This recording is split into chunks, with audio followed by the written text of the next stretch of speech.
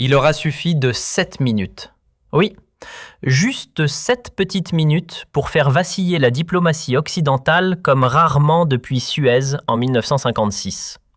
Starmer venait de clore son plaidoyer enflammé pour l'accord, vantant la nécessité stratégique de ce trio militaire Royaume-Uni, États-Unis, Australie, et balayant d'un revers de main les inquiétudes françaises, qu'il jugeait compréhensibles mais franchement exagérées, face à ce que Paris percevait comme un coup de poignard historique dans le dos. Avec ce flegme britannique légendaire et ce sourire poli typique des diplomates de Whitehall, il fixait le cornu, persuadé d'avoir livré un argumentaire béton pour justifier la politique étrangère post-Brexit de Londres.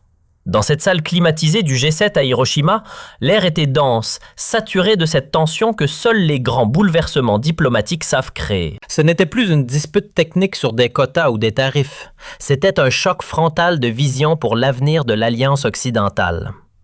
D'un côté, l'anglo-saxon Starmer, fan des liens historiques et linguistiques entre Londres, Washington et Canberra, reléguant les Européens au second plan. De l'autre, le français Le Cornu, garant du respect des promesses et de la loyauté entre alliés de longue date. Mais quelque chose dans le regard de Le Cornu aurait dû faire frissonner le premier ministre britannique. Une rigidité glaciale, un calme tranchant, diamétralement opposé au diplomatique consensuel franco-britannique. Car derrière la rhétorique soigneusement polie de Starmer se cachait une vérité que l'anglais refusait d'admettre. La France n'avait pas seulement perdu un contrat colossal. Elle venait de découvrir que ses alliés les plus anciens étaient capables de la trahir froidement pour leurs propres ambitions géopolitiques. Et ce qui allait suivre? Un choc mondial, une OTAN divisée, et peut-être le début de la fin de cette fameuse alliance spéciale Londres-Paris. Pour comprendre l'ampleur du séisme qui allait secouer cette assemblée des dirigeants des 7 plus grandes puissances mondiales, il faut remonter au jour où la France découvrit dans les médias internationaux que ses plus proches alliés venaient de lui planter un poignard dans le dos avec une précision chirurgicale. Ce jour-là, Naval Group, le fleuron de l'industrie navale française, travaillait sereinement sur le contrat du siècle. La livraison de 12 sous-marins conventionnels à l'Australie pour un montant colossal, un projet titanesque qui devait faire travailler les chantiers navals français pendant 30 ans, employait 4000 ingénieurs et techniciens et positionnait la France comme un acteur majeur de la défense dans la zone Indo-Pacifique face à la montée de la puissance chinoise. À 20h45, heure de Paris, Florence Parly, alors ministre française des Armées, recevait un appel glacial du ministre australien de la Défense. L'Australie annulait unilatéralement le contrat français pour signer un accord secret avec les États-Unis et le Royaume-Uni. Non seulement l'Australie renonçait aux sous-marins français, mais elle allait acquérir une technologie nucléaire ultra secrète que Washington ne partageait qu'avec Londres depuis. Madame la ministre avait déclaré à son homologue australien avec un embarras palpable: « Nous avons pris la décision de nous orienter vers une solution technologique différente. Cette décision n'a rien de personnel contre la France. Rien de perçu à 35 milliards d'euros et 10 ans de coopération balayés d'un revers de main au profit d'une alliance secrète négociée depuis des mois dans le plus grand secret entre Washington et Londres. » La réaction française fut immédiate et historique. Pour la première fois depuis 278 ans, la France rappelait ses ambassadeurs aux États-Unis et en Australie. Emmanuel Macron parlait de coups de poignard dans le dos. Jean-Yves Le Drian évoquait une trahison et toute la classe politique française, de l'extrême gauche à l'extrême droite, dénonçait unanimement cette félonie anglo-saxonne. Mais ce qui avait le plus choqué Paris, c'était l'attitude du Royaume-Uni. Alors que Boris Johnson se félicitait publiquement de ce Global Britain triomphant, les services français découvraient progressivement l'ampleur du rôle britannique dans cette opération. Loin d'être un simple partenaire junior des États-Unis, Londres avait été l'architecte secret de cette alliance, poussant Washington à écarter la France pour recréer un bloc anglo-saxon dominant dans le Pacifique. Les documents confidentiels obtenus par les services français révélaient une vérité dérangeante. Dès 2020, le MI6 britannique avait identifié le contrat franco-australien comme un obstacle à l'influence britannique dans la zone Indo-Pacifique. Une note secrète du Foreign Office, révélée plus tard par le Canard enchaîné, était explicite. La prééminence française en matière de défense navale en Australie compromet nos objectifs post-Brexit dans la région. Il faut agir pour inverser cette tendance. Cette révélation avait fait l'effet d'une bombe à l'Élysée. Non seulement les Britanniques n'avaient pas prévenu leurs partenaires français, mais ils avaient activement comploté pour les évincer d'un marché stratégique. C'est de l'espionnage économique déguisé en alliance militaire, avait tempêté un conseiller de Macron. 18 mois après cette trahison, les relations franco-britanniques ne s'étaient jamais vraiment remises de ce traumatisme. Armé, arrivé au pouvoir avec la promesse d'améliorer les relations avec l'Europe, avait bien tenté quelques gestes d'apaisement, mais sur le fond, il maintenait intégralement la politique de son prédécesseur. La COS était vitale pour la sécurité occidentale et la France devait comprendre les enjeux géostratégiques du 21e siècle. C'est dans ce contexte explosif que Starmer avait décidé d'aborder frontalement le sujet lors du G7 d'Hiroshima, espérant obtenir un ralliement international à la position britannique. Erreur stratégique majeure. Il venait de donner à Le Cornu l'occasion qu'il attendait depuis 18 mois pour régler ses comptes avec Londres. Car le premier ministre français avait préparé méticuleusement cette confrontation. Pendant des semaines, les services de Matignon avaient compilé un dossier explosif sur les véritables enjeux et les mensonges britanniques. L'objectif était clair.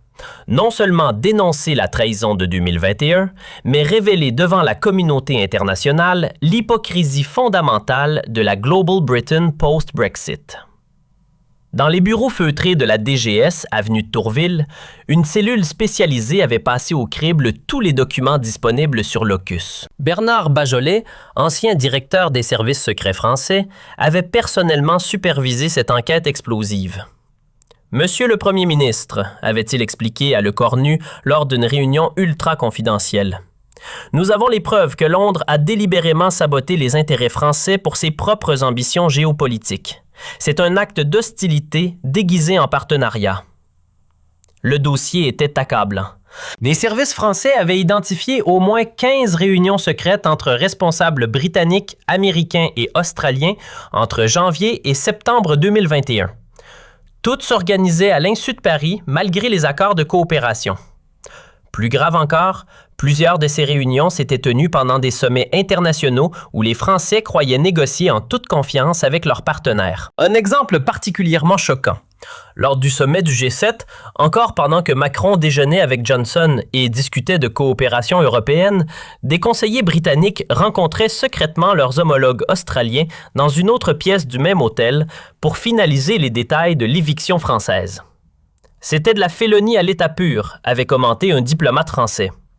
Mais le plus révoltant était encore à venir. L'enquête française avait révélé que plusieurs entreprises britanniques, notamment BAE Systems et Rolls-Royce, avaient commencé à préparer leur participation au programme australien dès le début 2021, soit 8 mois avant l'annonce officielle. Ces entreprises savaient donc que leurs concurrentes françaises allaient être évincées, mais avaient gardé le secret pour préserver l'effet de surprise. C'est de la concurrence déloyale organisée par l'État britannique, avait analysé Bruno Le Maire, ministre français de l'économie. Ils ont utilisé leur alliance militaire pour éliminer nos entreprises d'un marché légitime. C'est contraire à tous les accords commerciaux internationaux.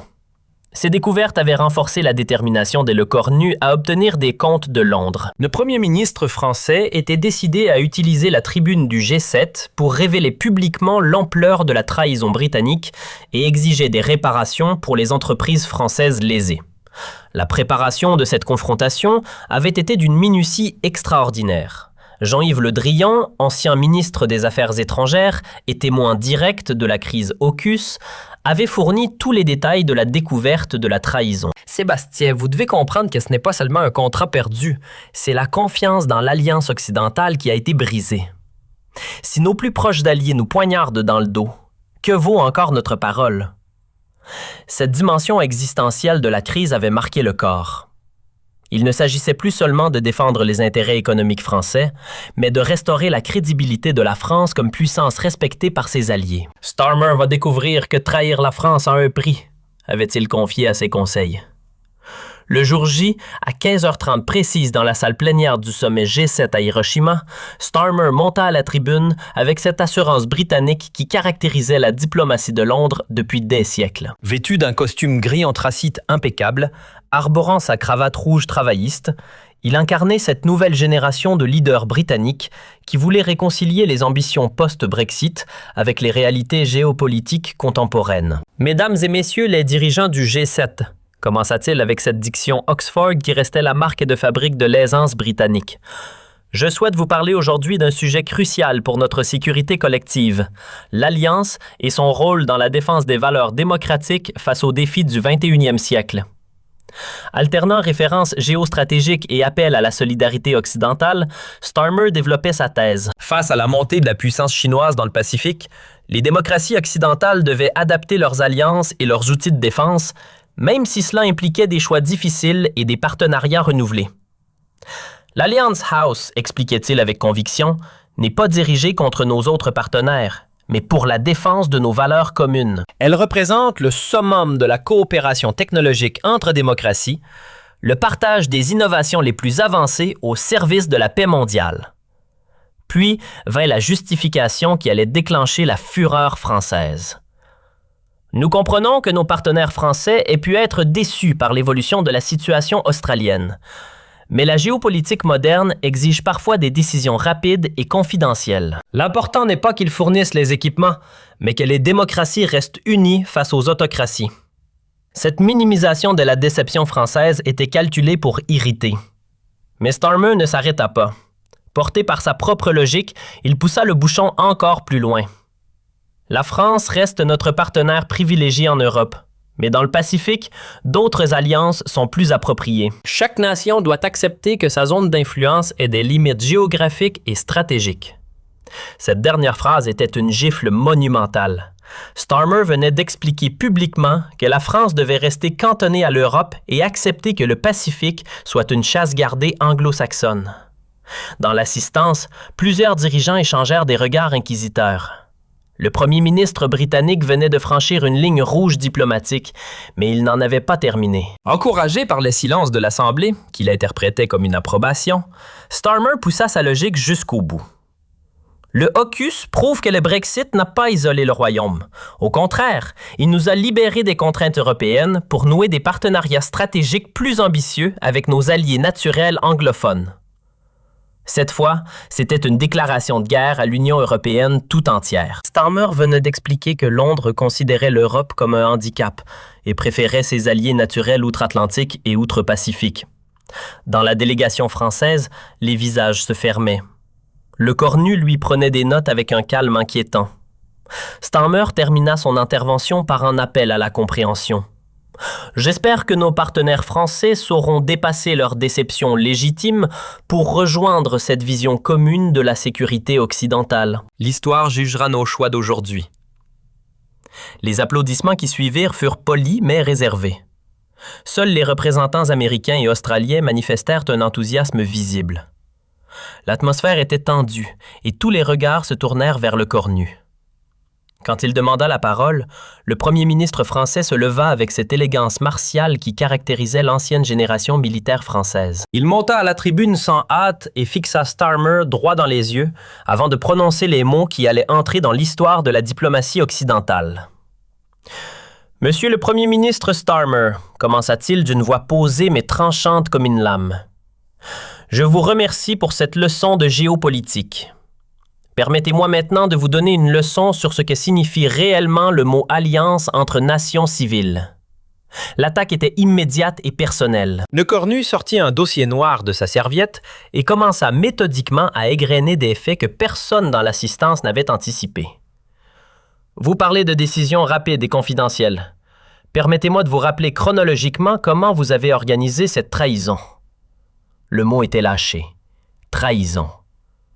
Dans l'assistance, c'était la stupéfaction. Janvier 2021, première réunion secrète entre vos services et Washington pour évincer la France du contrat Australie. Mars 2021, vos entreprises BAE Systems et Rolls-Royce commencent à préparer leurs offres australiennes. Juin 2021, Pendant que le président Macron déjeune avec Boris Johnson au G7 de Cornouailles, vos conseillers rencontrent secrètement les Australiens dans l'hôtel d'à côté. Chaque révélation était un coup de massue. Starmer tenta d'intervenir. « Monsieur le Premier ministre, ces allégations… » Mais le cornu interrompit sèchement. « Ce ne sont pas des allégations, Monsieur Starmer. Ce sont des faits documentés par nos services de renseignement. » Il continua son démontage systématique. « Septembre 2021. Vous annoncez l'os sans même prévenir votre partenaire français. Nous l'apprenons par la presse. 65 milliards d'euros de contrats perdus, 4000 emplois supprimés, 10 ans de coopération anéantis. Et vous appelez cela de la géopolitique moderne? » La salle était maintenant suspendue aux lèvres du cornu. Starmer, visiblement déstabilisé, tentait de reprendre la main. L'important, c'est l'unité occidentale face à la Chine. L'unité? L'interrompit brutalement le cornu. Quelle unité peut-il y avoir quand on poignarde ses alliés dans le dos? Vous avez utilisé les renseignements obtenus pour saboter nos propositions. Ce n'est plus de la concurrence, c'est de l'espionnage économique. Cette accusation fit l'effet d'un coup de tonnerre. Starmer nia vigoureusement. « C'est absolument faux. »« Vrai, » répliqua le cornu en sortant un document. « Voici un rapport du GCHQ daté de mai 2021, analysant nos propositions techniques. Comment l'avez-vous obtenu sinon par espionnage ?» La situation devenait dramatique pour Starmer. Mais le cornu n'avait pas terminé sa démonstration. Il sortit un autre dossier et attaqua sur le terrain économique. Vous parlez d'alliance naturelle, parlons chiffres. Le commerce franco-britannique, 6 à 7 milliards d'euros par an. Le commerce anglo-australien, 13 milliards. Vous sacrifiez un partenaire commercial majeur pour des alliés marginaux. C'est de la géopolitique ou de l'incompétence? Ces statistiques implacables montraient l'absurdité économique de la politique britannique. Mais le cornu voulait aller plus loin, touchant au cœur de l'orgueil britannique. Et puis, monsieur le Premier ministre, permettez-moi de vous rappeler quelques vérités historiques que vous semblez avoir oubliées. Sa voix se fit plus grave, plus solennelle. Quand Hitler bombardait Londres, qui était à vos côtés? La France libre du général de Gaulle. Quand vous vous battiez en Normandie, qui débarquait avec vous? L'armée française. Quand vous défendiez les Malouines, qui vous a soutenu?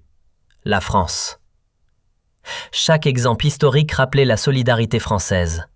L'assistance, composée de dirigeants qui connaissaient leur histoire, était visiblement émue par ces évocations. « Et comment nous remerciez-vous » continua le cornu. « En nous espionnant, en nous trahissant, en nous excluant de vos alliances naturelles.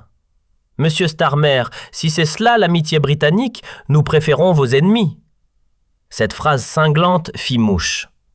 Dans la salle, plusieurs dirigeants ne purent réprimer un sourire.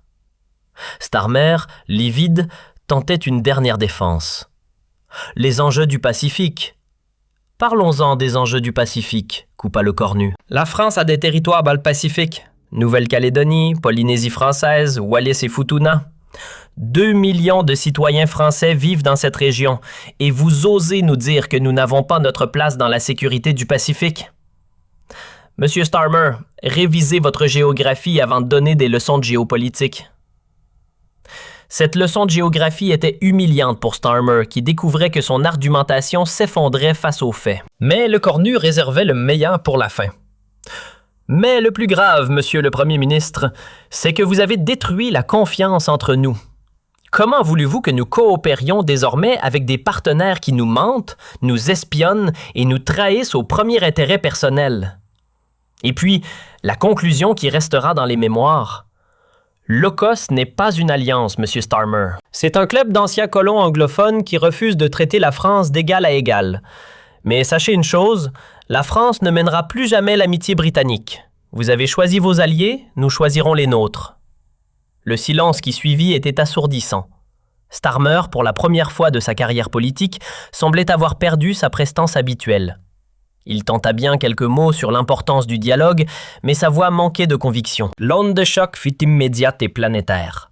En quelques heures, les extraits de l'échange Le Cornu-Starmer faisaient le tour des réseaux sociaux et des chaînes d'information mondiales.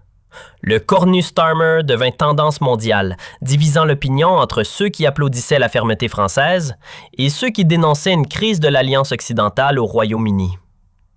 La réaction fut explosive et révélatrice des divisions internes. Les médias conservateurs, menés par The Telegraph et The Times, accusèrent le Cornu d'arrogance française et de chantage diplomatique. Mais les journaux de gauche, notamment The Guardian et The Independent, furent plus nuancés. Certains éditorialistes reconnurent que la France avait des raisons légitimes d'être en colère.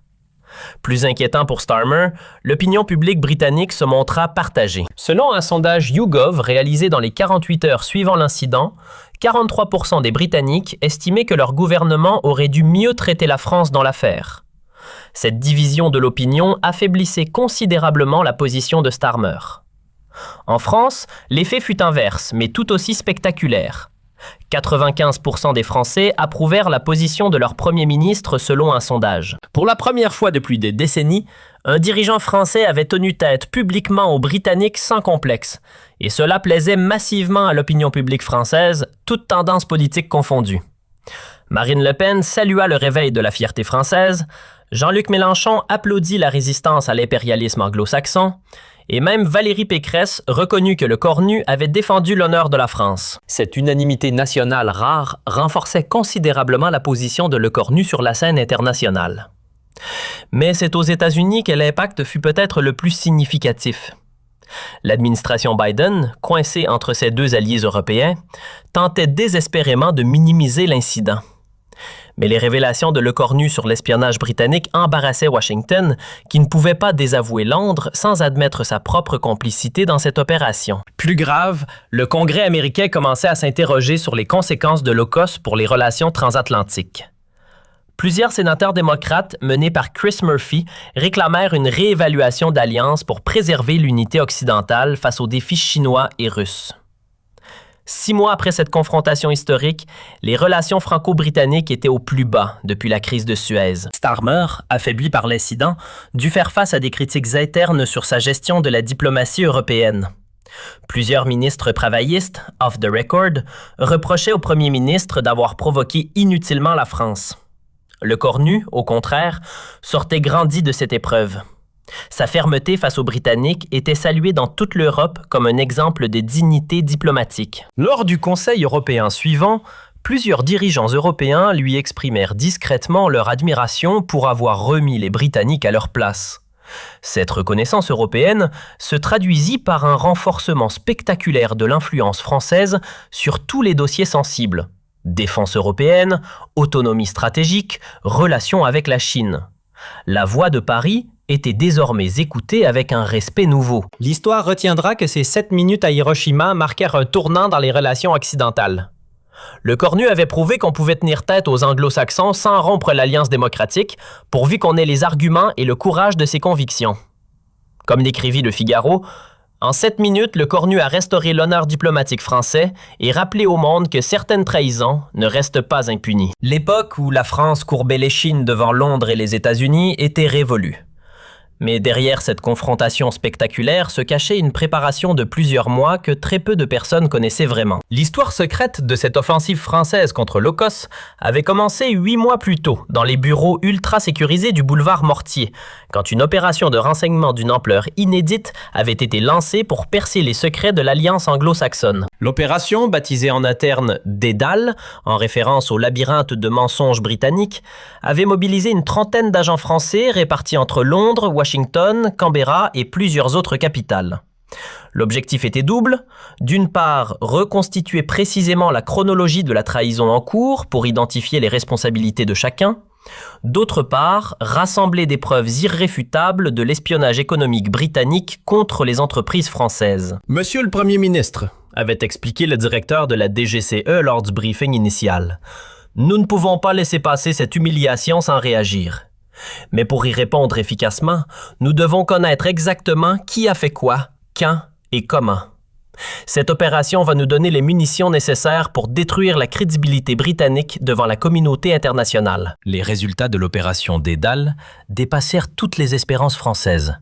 En infiltrant les réseaux de communication de plusieurs entreprises de défense britanniques et en recoupant ces informations avec les écoutes diplomatiques traditionnelles.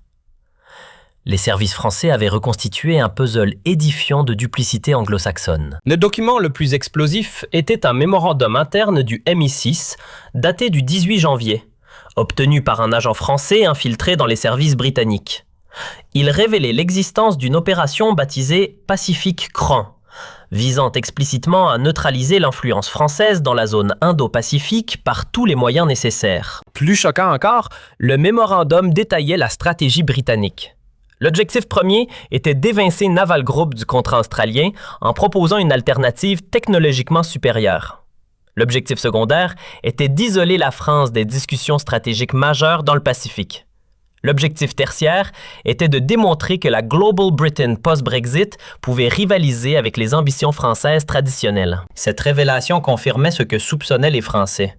L'AUKUS n'était pas une réponse stratégique à la menace chinoise, mais une opération délibérée pour humilier la France et affirmer la prééminence britannique post-Brexit.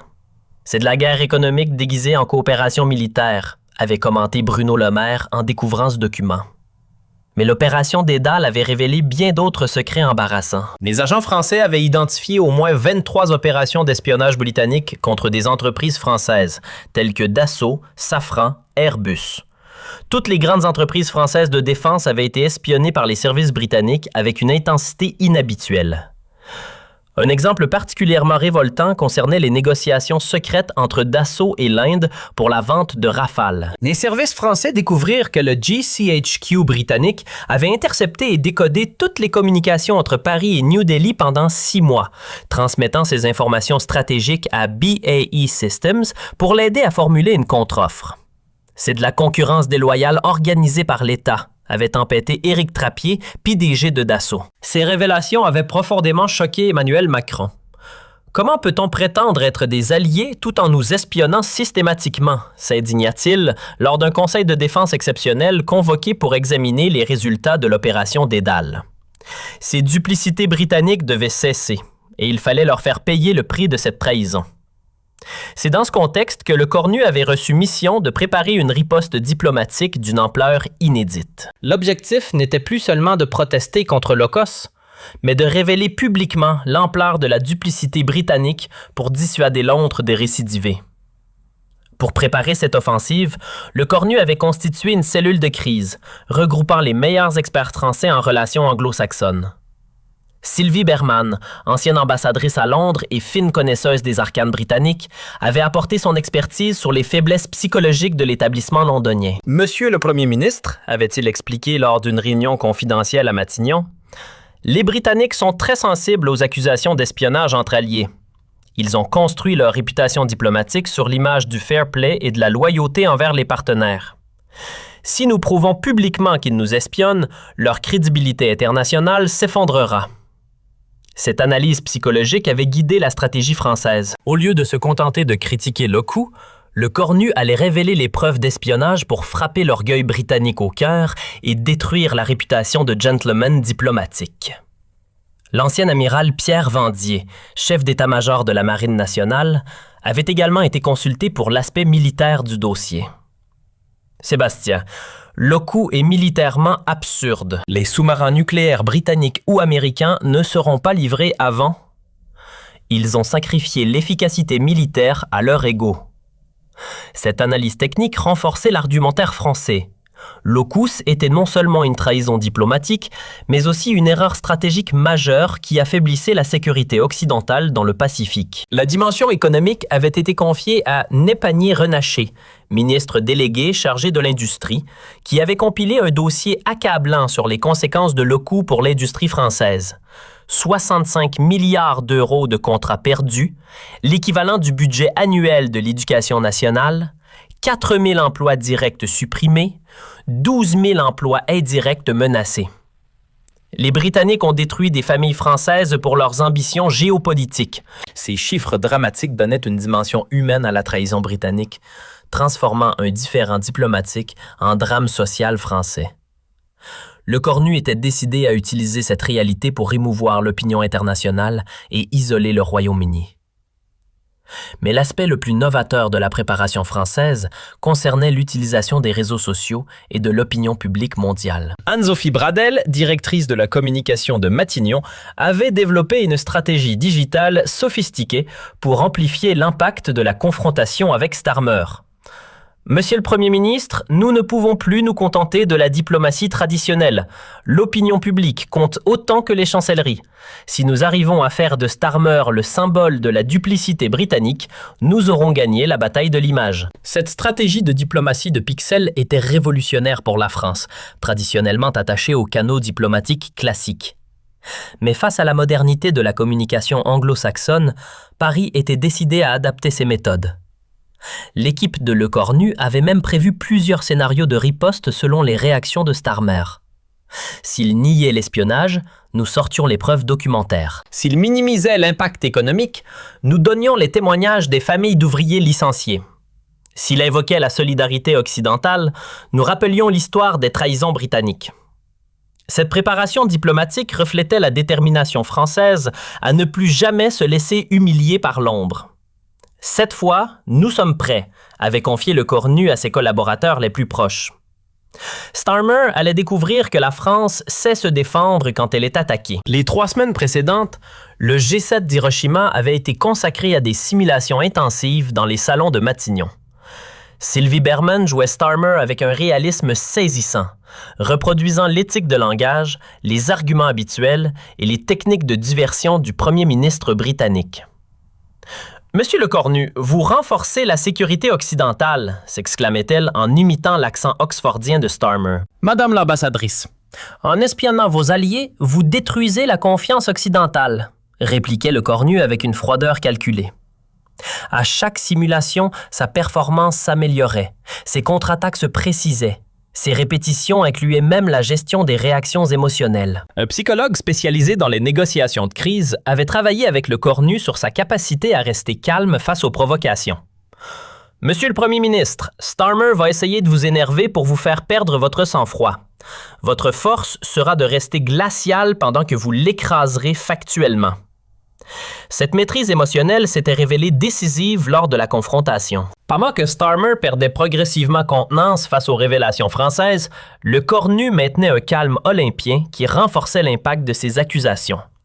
Le voyage vers Hiroshima s'était déroulé dans une atmosphère de détermination absolue à bord de l'Airbus A330 présidentiel. Le Cornu avait passé les 12 heures de vol à mémoriser les derniers détails de son dossier d'accusation. Son équipe l'entourait comme des généraux préparant une bataille décisive, vérifiant chaque document et affinant chaque argument. « Rappelez-vous, lui avait dit Sylvie Berman pendant le vol, vous ne défendez pas seulement les intérêts français, vous portez la voix de tous les pays qui en ont assez de la duplicité anglo-saxonne. Beaucoup de dirigeants pensent comme nous, mais n'osent pas l'exprimer.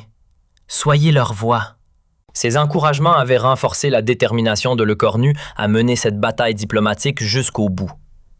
Il ne s'agissait plus d'un simple règlement de compte franco-britannique, mais d'un combat pour la loyauté et la transparence dans les alliances occidentales. À Hiroshima, l'atmosphère était survoltée bien avant le début du sommet. Les médias internationaux sentaient qu'un affrontement majeur se préparait entre Londres et Paris. Les correspondants diplomatiques britanniques et français se livraient une guerre de communication anticipée, chacun tentant d'influencer la narrative avant même le début des débats. Dans la délégation britannique, l'inquiétude était palpable. Les services de renseignement londoniens avaient intercepté des signaux indiquant que les Français préparaient quelque chose de gros contre l'AUKUS, mais ils ne soupçonnaient pas l'ampleur du dossier d'accusation compilé par Paris. « Les Français vont probablement critiquer le coup comme d'habitude », avait prédit un conseiller de Starmer.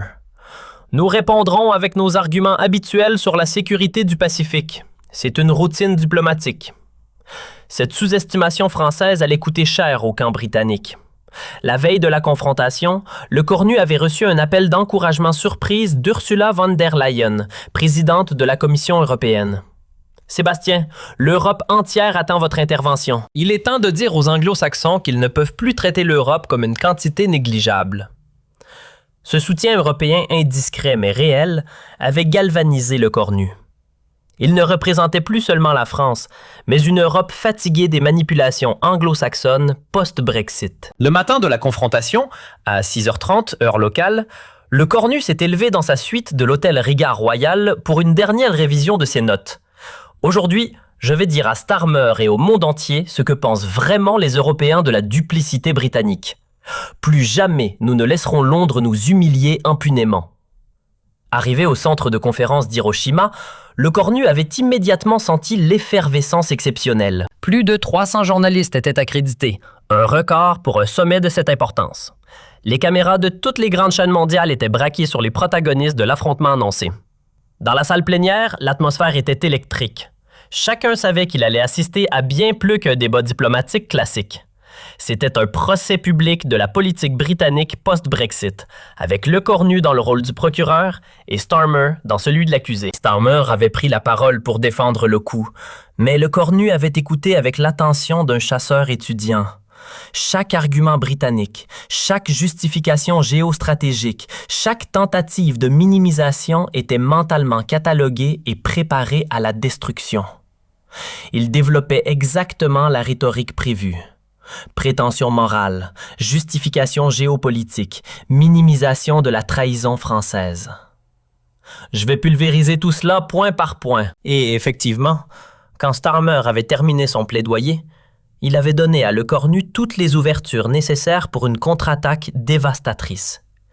Ses tentatives de justifier l'exclusion française, ses références aux alliances naturelles anglophones, sa minimisation de la déception française, tout était prévisible et préparé à la riposte. C'est alors que Le Cornu avait livré sa performance historique, utilisant chaque révélation, chaque preuve, chaque argument comme une arme chirurgicale pour démonter méthodiquement la crédibilité britannique devant la communauté internationale.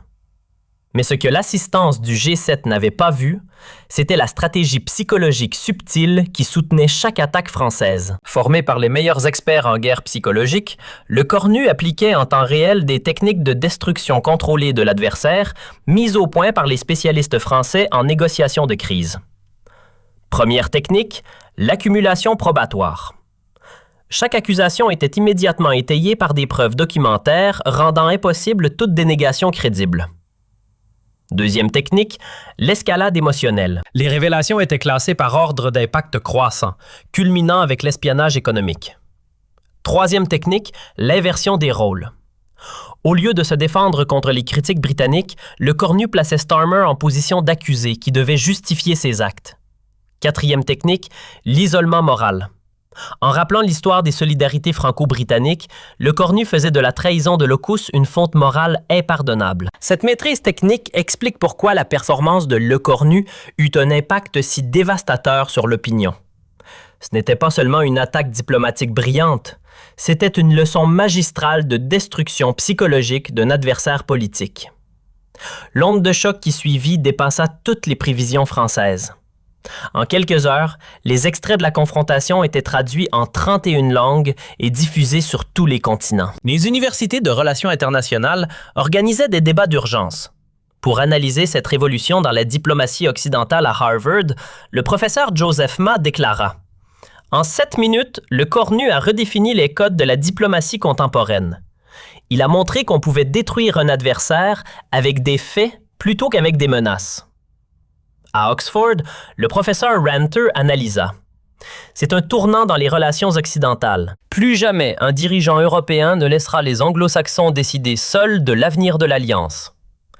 Mais c'est peut-être la réaction des services de renseignement mondiaux qui fut la plus révélatrice. L'utilisation publique par Le Cornu de documents secrets britanniques marquait une rupture dans les usages diplomatiques traditionnels. Les Français ont franchi un tabou.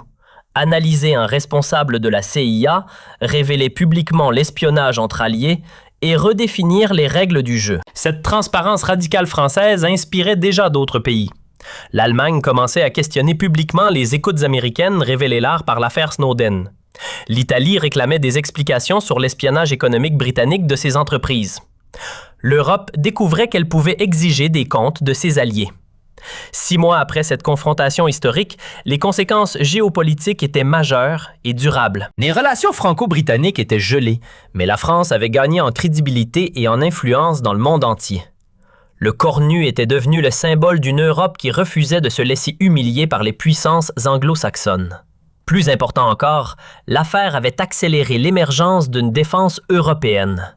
Face à la duplicité de leurs alliés traditionnels, les Européens comprenaient qu'ils devaient développer leurs propres capacités militaires et technologiques. Cette révolution française dans la diplomatie occidentale culmina lors du sommet européen de Prague en décembre. Pour la première fois, les 27 pays de l'Union adoptèrent une charte de loyauté entre alliés, exigeant la transparence totale dans les relations de défense et interdisant l'espionnage économique entre partenaires européens.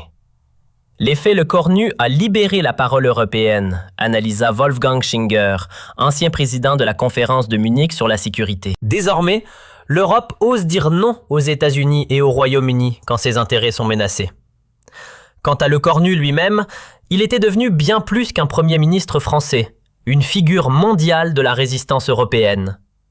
Face aux manipulations anglo-saxonnes, son discours du G7 d'Hiroshima était étudié dans toutes les écoles diplomatiques comme un modèle de courage politique et de maîtrise stratégique. L'histoire retiendra que ce jour de mai 2026, dans une salle de conférence d'Hiroshima, un homme armé de la seule vérité avait infligé une défaite diplomatique historique à l'un des plus anciens alliés de la France et que, par cette victoire de la transparence sur la duplicité et de l'honneur sur la trahison, il avait ouvert la voie à une Europe enfin capable de défendre ses intérêts face aux grandes puissances, face aux grandes puissances, face aux grandes puissances, face aux grandes